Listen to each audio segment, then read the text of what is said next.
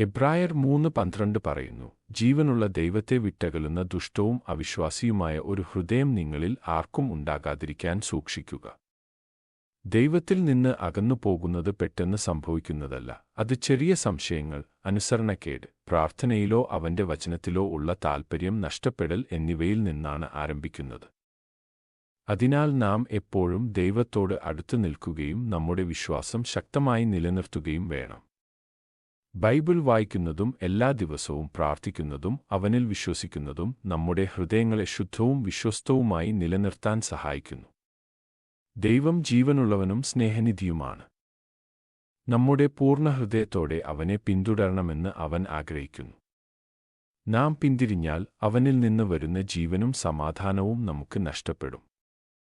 നമുക്ക് പരസ്പരം പ്രോത്സാഹിപ്പിക്കാം, നമ്മുടെ വിശ്വാസത്തിൽ ഉറച്ചുനിൽക്കാം, ശരിയായ പാതയിൽ തുടരാൻ നമുക്ക് ശക്തി നൽകുന്ന യേശുവിൽ നമ്മുടെ കണ്ണുകൾ സൂക്ഷിക്കാം.